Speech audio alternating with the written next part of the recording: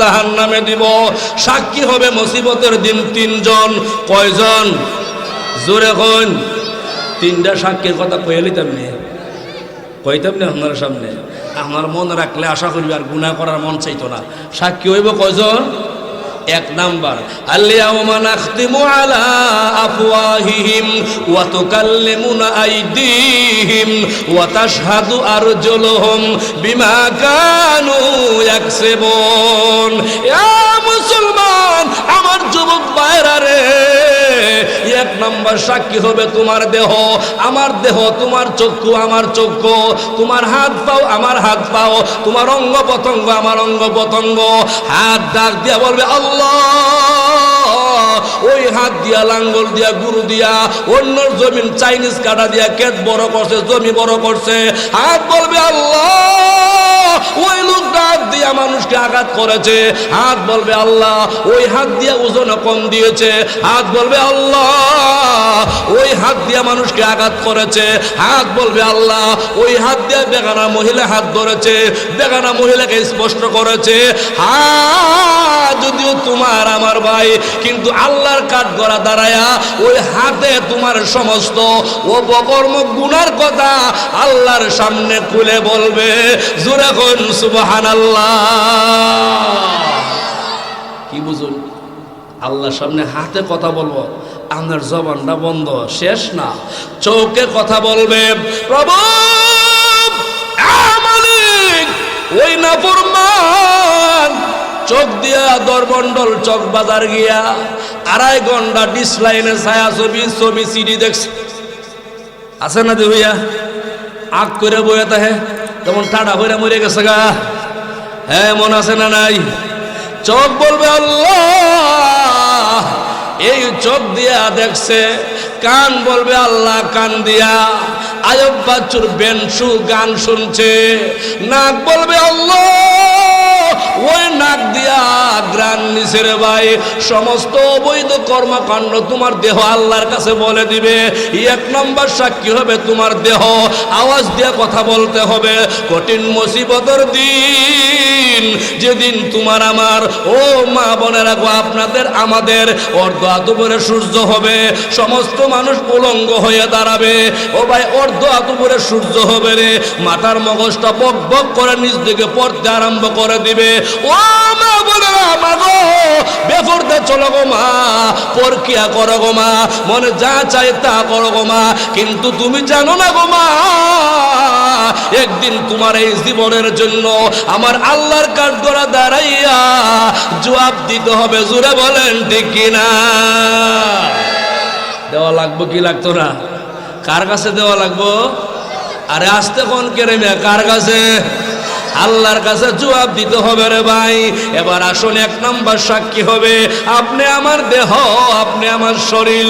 শরীর দেহ কথা বলবে আল্লাহর সাথে। এরে মুসলমান, ও দরমন্ডলের বাইরা, কথাগুলা ক্লিয়ার করে বুঝো। যতই চালাকি বাটপারি করো না কেন, কিন্তু আল্লাহর কাছে চালাকি করার কোনো তোমার টাইম নাই, বেল নাই, ক্ষমতা নাই, বুদ্ধি নাই, জ্ঞান নাই। আল্লাহর জ্ঞানের ঊর্ধ্বে পৃথিবীর কারো জ্ঞান নাই। কথা বলেন ঠিক কিনা? তিনি শরীর কথা কইব আপনার সাথে, আর কই দেয় বেটাগিরি করতেন।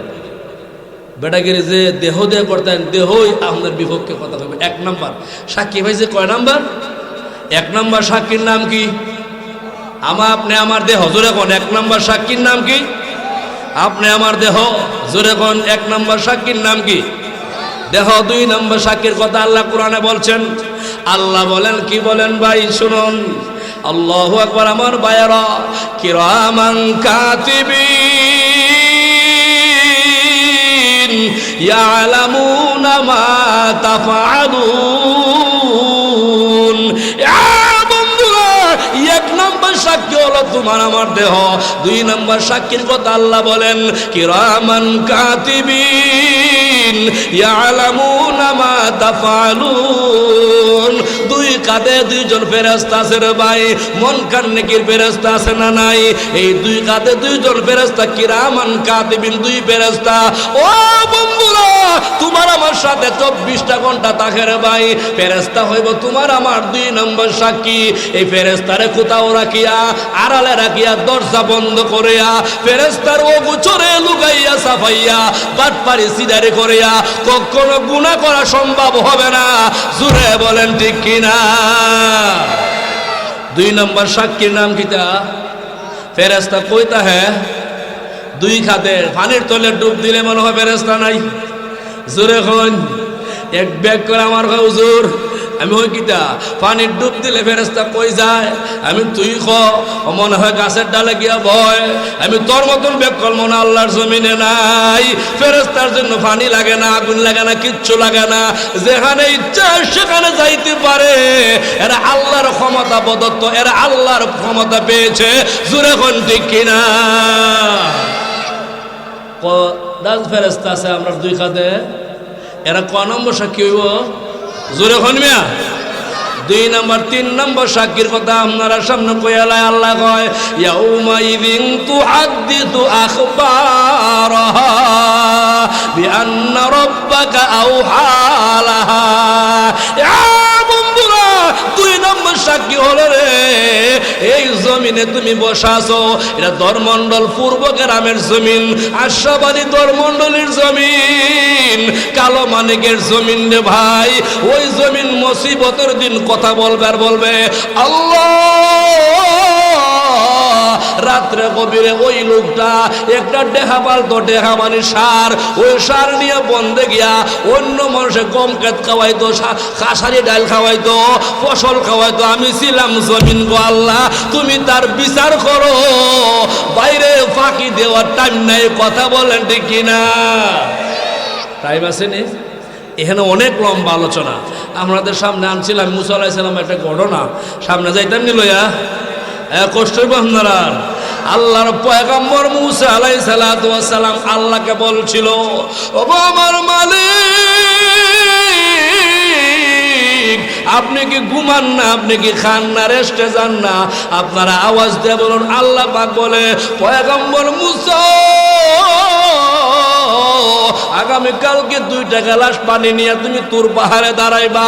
আমি আল্লাহ না বললে তুমি বসবা না, দাঁড়ায় থাকবা। আল্লাহর পয়গম্বর মুসা আলাইহিস সালাম 2টা গ্লাস পানি হাতে নিয়ে তুর পাহাড়ে দাঁড়ায় গেল। আল্লাহু আকবার, দাঁড়ায় গেল। রাত্র গভীর হয়ে গেল, রাত্র পাইছে গেল 12টা। আপনারা আওয়াজ দিয়ে বলুন মানুষ যারা আমরা আছি ভাই, 12টা আসলে ঘুম আসে কি না আসে না?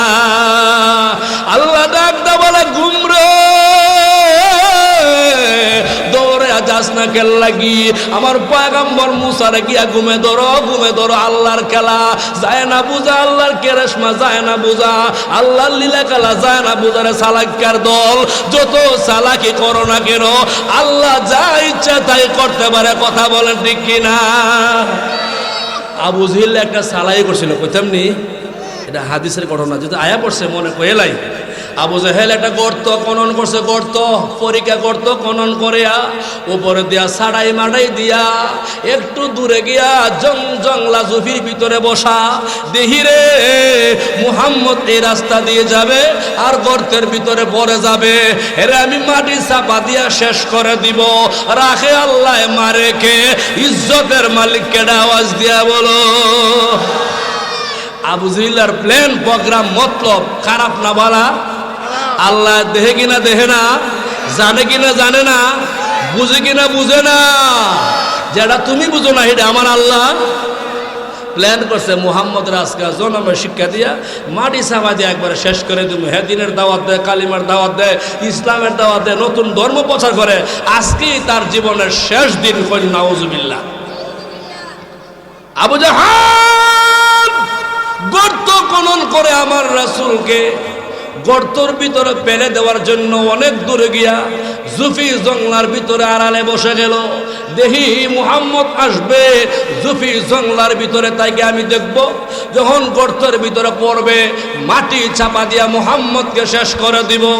আল্লাহ নবী রাস্তা দিয়ে রওনা হয়ে গেল। আমার আল্লাহ ডাক দে বলে নবী গো সামনে আপনার বিপদ আছে। আবু জেহেল গর্ত খনন করে দিছে। এর দুইটা ব্যাখ্যা আছে ভাই। একটা ব্যাখ্যা হলো জিব্রাইলকে আল্লাহ ডাক দিয়া বলে, ওরে জিব্রাইল, আমার বন্ধুর কাছে যাও, আমার বন্ধুর পায়ের নিচে তোমার নূরের পহর তুমি বিছায়া দাও, নূরের পাকা তুমি বিছায়া দাও, আমার বন্ধু যেন গর্ত স্পষ্ট না হয়। সূরা বলেন সুবহানাল্লাহ। রাসূল চলে গেছে। আবু জিল্লাহ হাই হা, মুহাম্মদ বলল না কেন? মনে হয় গর্তের উপরে ছাড়াইটা একটু শক্ত হয়ে গেছে। দৌড়ে আইসা কই দেখি আমি টেস্ট করি। টেস্ট করতেছে, একটা পা দিয়ে আরেকটা পা একটু উঠাইছে, টেস্ট গিয়া অমনে আবু জেহেল গর্তের নিচে চলে গেছে, টপ করে চলে গেছে। রাখে আল্লাহ মারেকে। আমরা দেশের মহিলারা কয় পরার লাগি খাত করলে নিজেই পয়রা মরে। আহা, কথা বলেন ঠিক কিনা? আবু জেহেল গর্তের ভিতরে চলে গেল, সাথী সঙ্গী বন্ধু বান্ধবকে ডাকতে আরম্ভ করে দিল, তোরা আমারে বাঁচা, তোরা আমারে গর্ত থেকে উঠাস নাকি?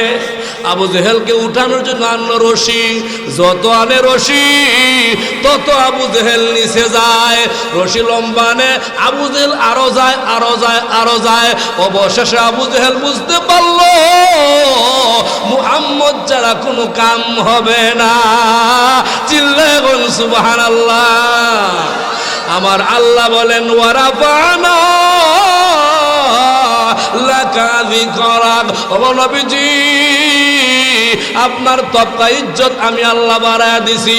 আবু জেহেল, আবু লাহাব, উতবা, সাবা, এমনকি ফ্রান্সের পার্সিটা লম্পটেরা, বাংলার জমিনের নাস্তিক মুরতাদ্দা দলেরা হকলটা মিল্লাও, ও নবীজি আপনার বিরুদ্ধে ষড়যন্ত্র করলেও আপনি নবীর সম্মান কমাইতে পারবে না। আপনার জন্য বাংলার বাঘ আল্লামা মামুনুল হক তৈয়ার আছে গো নবী, আপনার জন্য খালেদ সাইফুল্লাহ আছে গো নবী, আপনার জন্য হাসান জামিল আছে গো নবী, আপনার জন্য নবী গো বাংলার জমিনে লক্ষ লক্ষ যুবক আছে জীবন দিতে প্রস্তুত। জুড়ে বলেন ঠিক কিনা? আপনারা আসুন না মনে হয়? জোরে বলেন। আবু জেহেল গর্তের ফারে দাঁড়ায় আমারে উঠাও, ওই মুহাম্মদ রে খবর দেও, মুহাম্মদ গিয়া বলো তার ধর্ম আমি গ্রহণ করব। দৌড়ে গিয়া বলে, মুহাম্মদ তুমি দৌড়াইয়া চলে আসো, তুমি আসলেই আবু জেহেল উঠতে পারবো, ওইটা ওই তোমার ধর্ম গ্রহণ করে নিব। আল্লাহর নবী হাসি মুখে দৌড়াইয়া চলে আসছে। আল্লাহু আকবার। ভাই নবীর কত মুজিজা! রশি দিয়া, লম্বা রশি দিয়া কিছু আবু জেহেলকে তালাশ করে পাচ্ছিল না। আমার নবী ডান হাতটা বিসমিল্লাহ করে দিল, আবু জেহেল ধরে ওই টপ করে উঠে গেল। সুবহানাল্লাহ। আবু জেহেল কয় ইসলাম গ্রহণ না, রাসূল বলে ইসলাম গ্রহণ করো। আবু জিল্লা কয় মুহাম্মদ এতদিন জানতাম রে তোর জাদু এই মাটির উপরে চলে, আজকে দেখি মাটির নিচেও চলে। নাউজুবিল্লাহ। এদিকে আমরা নবী জাদু করছে, এর কপালে ইসলাম। জুড়ে খোঁজ, যার কপালে সঠিক ইসলাম নাই, সঠিক আকীদা নাই, তরিকা নাই, এ বুঝাইলেও বুঝতো না, খালি উল্টা পাল্টা ফাল মারবো। আছে নাই? এর কপালেই ভালো না। আমার বন্ধুরা, ওই পয়গম্বর মুসা আলাইহিস সালাতু ওয়াস সালাম আল্লাহকে বলে, আল্লাহ ঘুমান না। আল্লাহ কয় দুইটা গ্লাস পানি লিয়া দাঁড়া, দেখ আমি আল্লাহ ঘুমাই কি ঘুমাই না। দাঁড়ায় গেছে রাত্রে বাজে 12টা কথা মনে হইলে একটা গিচ্ছা মনে হয় কইতেন না আপনার সামনে। কষ্ট হইব আপনারা যে শহীদুল্লাহ দেশ খালি আতারে ফাতারে মারে না, মনে হয়ে গেছে কইলে কই দেবে। মানে 12টা যেহেতু কইছেন এক এলাকার, মনে আমরা এলাকাত না, বাড়ি অঞ্চল, বাড়ি বুঝুন না, দিলে ইনশাল্লাহ আজমির ইহেন গিয়ে দেবেন এমন জায়গা আছে কারেন্ট নাই, আছে না এলাকাত কিছু মানুষ আছে। আমরা দেশ, সারা দেশই এখন ক্ষমতা হইল লাডি আর টেহা থাকলই নেতা। আমরা দেশও নাই, টেহা লাডি হইল নেতা। এই দেশও এক নেতা ফলছে, এ লাডি আছে, টেহা আছে, বক করো চিনে না, টিক দেয় বেড়ায়, এই বেটা হয়েছে নেতা। বেড়ায় হইতাছে স্বাস্থ্য লোভে, ওই বেড়া তোরা তো আমার দাম দেস না, আমার চিনস না। আগামী সোমবারে অভিগন্ধ শেখ হাসিনা আইব, আমার মোবাইল করছে। এর 14 গোষ্ঠীও চিনে না আমার শেখ হাসিনা, দাপ্পা মারছে একটা আবু জিলের মতো। ওর মানুষে দেখছো রে আমরা নেতারে আমরা না চিনি না, বেটা জিতে দাম শেখ হাসিনা ফোন মারছে বেটারে, কি দাম পাইছে এখন ইতা হইয়া বেটা। পরের দিন যেদিন যাইব শেখ হাসিনারে দেখবার লাগে বেটা শিপ সুপ কইরা কুট কুট লাগাইয়া দিকে গুলস্তান গেলে 20 টাকা কুটও আছে, দিকে নিলে 20 বাঁচিয়ে নিলে 20 আছে না নাই। এটা কুট লাগাইছে, লাগাই একটা চশমাও লাগাইছে, অঙ্ক চশমাও আছে কুটও আছে, খালি নাই গড়ি, কিতা নাই। গিয়া দেহে ডয়ার টান দেয় গড়ি একটা আছে, এটি হই ভিতরে খাড়া সব ভাঙ্গা, খাড়া ভাঙ্গা গড়ি কি বাঁচব। এটা আত দিয়ে রওনা দিছে। রাস্তার মধ্যে এরিকেত বুড়োকেত আগাছা পরিষ্কার করে এমন কয়েকজনে কই আমরা নেতা দিয়ে জাগা জিগাইল আসার কটা বাজে, কিতা জিগাইব জিগাইল কটা বাজে, ডাক দিছে নেতা, ও আমাদের নেতা আপনার গড়িতে কটা বাজে। নেতার তো ভিতরে ভিতরে 12টা বাজে, আমার তো গড়ি তো বাজে না, আমি হয়তো টাইম চিনি না, কিতা কইতাম কেমনে বাঁচতাম। দিছে একটা দাপ, বরাবর কি বলে মানে একটা দাপ্পা মারছে বাঁচবা লাগে। স্যার অনেক ডরে, স্যার স্যার জিগাইছে আপনার গরিব কটা বাজে, কি হয়েছে কয় তোরা আমার কি কইলে, জিগাইছি কটা বাজে। একবারে শক্তিমান জোরে মারছে, একটা জোরে ঘুষি হেরে যে খেলে জিগাইছে আমারে, আমি তো একটা নেতা। হেক স্যার জিগাইলাম কটা বাজে, দিলেন ঘুষি, উত্তর তো হয়েছি না। কটা ঘুষিছে একটা, বুঝজানে বাজে একটা। এক আল্লাহ তুমি তো আমার বাঁচাইছো, যদি 12টা বাজতো আমার ঘুষি 12টা খাওয়ান লাগবে। প্রশ্ন করিয়া এইদিকে রাত্র বাজে 12টা, পয়গম্বর মুসা আলাইহিস সালামের ঘুমায়া পড়ছে, গীতায়া পড়ছে। ঘুমাইলে মানে টোল দেয় না, গাড়ির দিকে 2 সিটে 2 বেটা বসে, এক বেটা ঘুমের টোল দেয়, এক বেটা ভরে ভরে দেখা। সবাই কি দিছে, সবাই আমার আছে ঘুমো ধরতেছে, এমন হয় কি হয় না। আল্লাহর পয়গম্বর মুসা আলাইহিস সালাম এমন ভাবে আল্লাহ পাক ঘুম ধরায়া দিল রে ভাই, ঘুমে টোল দিয়া জল দিয়া পানি পড়ে যায়। আল্লাহ ডাকদা বলা, ও পয়গম্বর মুসা কেন ঘুমাও, তোমার পানি তো রাখার কথা, পানি পড়ে কেন? পয়গম্বর বলে, আল্লাহ আমি তো জানি না গো আমার ঘুম কেন আসলো। আমার বন্ধুরা আরো 1 ঘন্টা সময় চলে গেল, বাজলো 1টা, এত বেশি ঘুমে ধরল এরা মুসলমান, এত বেশি ঘুমে ধরল, ঘুমের টল দিয়া গেলাস গেলাস টাক করলে পানি ভেঙ্গে পড়ে গেল। পয়গম্বর মুসা কান্না আরম্ভ করে দিল, ওরে আমার মালিক আমি আপনার হুকুম পালন করতে পারলাম না, পানি পড়ে গেছে। আল্লাহ ডাকতে বলে, মুসা আমি আল্লাহও জানতাম তুমি পানি রাখতে পারবা না, কিন্তু আমি কেন তোমাকে পানি আনার কথা বললাম তুমি শুনো। ও পয়গম্বর মুসা রে, তুমি আমাকে প্রশ্ন করেছিলে, ও মালিক আল্লাহ আপনি কি ঘুমান না? আমি আল্লাহ যে ঘুমাই না এটা বুঝাইবার জন্য তোমারে বলছে পানি আনার জন্য। কারণ পয়গম্বর মুসা 2টা গ্লাস পানি তুমি হাতে রাখতে পারলে না, তুমি তোমার ঘুমের কারণে ওই পানিগুলা ভেঙ্গে জমিনে ফেলে দিলায়। আমি আল্লাহ 2টা গ্লাস পানি না 7টা জমিন 7টা আসমান আমি আল্লাহ বানাইছি। 18,000 মতান্তর আমি আল্লাহ 80,000 মাখলুকাত বানাইলাম। ও পয়গম্বর মুসা আমি আল্লাহ 1টা সেকেন্ডের জন্য ঘুমায়া গেলে আকাশের মধ্যে চন্দ্র টক্কর লাগে ভেঙ্গে যাবে, এমনকি দুনিয়া তছনছ হয়ে যাবে। আমি আল্লাহ ঘুমাই না, ওই পাহাড়ে গুহার নিচে ছোট্ট পিপি লেখা মাটির তলে পড়ে গেল। আল্লাহ আল্লাহ বলে ডাকতে আরম্ভ করে দিল। ওই গভীর জঙ্গলের ভিতরে আমি আল্লাহ পিপিলিকার সামনেও আমার সাহায্য নিয়ে আমি আল্লাহ হাজির হয়ে যাই। আমার বন্ধুরা রাত্রে গভীরে আপনি ঘুমায় গেলেন, পেটে ব্যথা। আল্লাহ কয় তোর মাও তোর সংবাদ জানে না, তোর স্ত্রীও তোর সংবাদটা জানে না, তোর সন্তান ছেলে মেয়ে তোরে জানে না, কিন্তু আমি আল্লাহ এমন একজন মালিক, তোর সংবাদটা আমি আল্লাহ জানি। পেটে ব্যথা হইল আমি আল্লাহ জানি, তোর সব সংবাদ আমি আল্লাহ জানি। এই জন্য আল্লাহ গো বান্দা, এই দুনিয়ার জমিনে একমাত্র আমি আল্লাহ, সবচেয়ে বেশি আমি তোমাদের ভালোবাসি। মার চাইতে আমি তোমাকে বেশি ভালোবাসি, বাবার চাইতে বেশি ভালোবাসি, স্ত্রীর চাইতে আমি আল্লাহ বেশি ভালোবাসি। আমার বন্ধুরা, এই দুনিয়ার কয়েকটা জিন্দিগি, কয়েকটা বছর জিন্দিগি, এর জন্য আমরা বর্তমানে আখিরাত বলে গেলাম। আল্লাহর দোহাই লাগে ভাই, ও এলাকার মা বোনেরা, আখিরাতকে বলিও না, আখিরাতকে আঁকড়ে ধরো, নেক আমল করো, নবীর সুন্নত তরিকা চলো, অযথা গল্প করিও না, সময় নষ্ট করিও না, মানুষের বদনাম ছড়াইয়া দিও না, এমনিতে মানুষকে কষ্ট দিও না, তওবা ইস্তিগফার করে নেক আমল করো। নেক আমলে তোমারে আল্লাহর জান্নাতের ভিতরে নিয়ে যাবে। সুবহানাল্লাহ। আমার বন্ধুরা, একবারের বাইরে ইমানকে নবায়ন করো, ইমানকে মজবুত করো। ইমান নবায়ন মজবুত করতে গেলে বাইরে ইমানই বড় পরীক্ষা আছে বর্তমান আমাদের দেশে। ইমানই পরীক্ষা কি? মুসলমান, ইমানই পরীক্ষা হলো তুমি যখন আস্তে আস্তে সাবালক হয়ে যাইবা, সাবালক সন্তানগুলার কাছে কত দুনিয়াবি গুনার কাজ কাম সামনে আগায়, কত অবৈধ কিছু সামনে আগায়, ওই সময় তুমি বলবা আল্লাহ আমি তোমার ভয়ে গুনাহ ছেড়ে দিলাম। আমার রাসূল বলে সাহাবীরা রে, যারা 3 জায়গায় সবুর করবে, 3 জায়গায় সবুর করবে, ওই লোকগুলা, ওই উম্মতগুলা আমি বিশ্ব নবীর সাথে জান্নাতে যাবে। জোরে জোরে বলুন সুবহানাল্লাহ।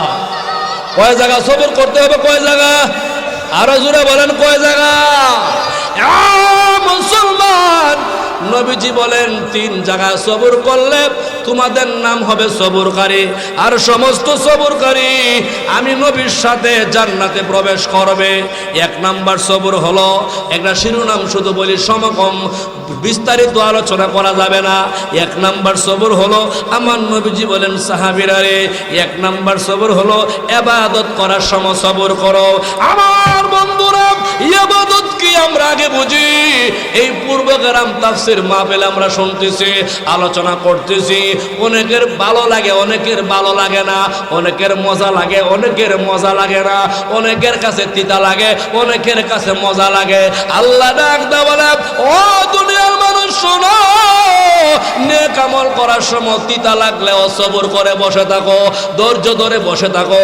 আল্লাহ কয় ওই ধৈর্য ধরলে আমি আল্লাহ তোমার নামটা লিখে দিব, তুমি সবরকারী, আর তুমি আমার নবীর সাথে আল্লাহর জান্নাতের ভিতরে প্রবেশ করবা। আমার বন্ধুরা, 1 নাম্বার সবর হলো ইবাদত করার সময় সবর করো। শুধু ওয়াজ শোনা, ওয়াজ করাই না ইবাদত না, বাইরে ভালো করে বুঝিয়ে নাও, সত্য কথা বলা ইবাদত, হক কথা বলা ইবাদত। ইমানি দায়িত্ব নিয়ে মাঠে ময়দানে সমস্ত জায়গা স্থানে স্থানে সত্য কথা বলা, এটার নাম ইবাদত। কথা বলেন ঠিক কিনা?